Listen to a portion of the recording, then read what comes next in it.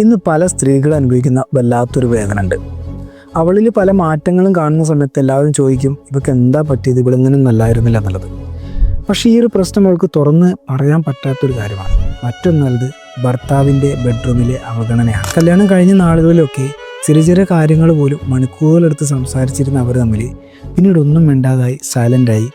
ഒരേ ബെഡിൽ കിടക്കുന്നുണ്ടെങ്കിൽ പോലും രണ്ട് വശത്തേക്ക് തിരിഞ്ഞുകൊണ്ട് പലപ്പോഴും മൊബൈലിൽ നോക്കിക്കൊണ്ടിരിക്കുന്ന ഒരു അവസ്ഥയും വന്നു. അവളുടെ ഫീലിങ്സോ ഇമോഷൻസോ ടെൻഷൻസോ ഒക്കെ പറയാൻ ശ്രമിക്കുന്ന സമയത്തും അവൻ പറയും നാളെ പറയാലോ എന്ന് പറഞ്ഞുകൊണ്ട് അവൻ സ്ക്രോൾ ചെയ്തുകൊണ്ടിരിക്കും. ഭാര്യ നല്ല ഫുഡൊക്കെ ഉണ്ടാക്കി കൊടുത്ത് അടുത്തിരിക്കുന്ന സമയത്തും ഫുഡൊക്കെ കഴിക്കുന്നുണ്ടാവും ആൾ, പക്ഷേ മുഖത്തേക്ക് നോക്കി ഐ കോണ്ടാക്ട് ഒന്നും ഇല്ലാതെ കഴിച്ചിട്ട് പോകും. ചിലപ്പോഴൊക്കെ താങ്ക്സ് എന്ന് പറയുകയും ചെയ്യും. ഒരു സ്ത്രീക്ക് ഒരു ബെഡ്റൂമിൽ വേണ്ടത് കോൺവെർസേഷനേക്കാളും കൂടുതലും കണക്ഷനാണ്.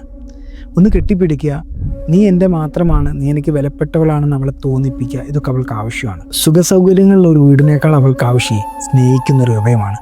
ഓർക്കുക, സൈലൻസ് പലപ്പോഴും സ്ലോലി ആ ഒരു ബന്ധത്തെ കൊന്നുകളയും.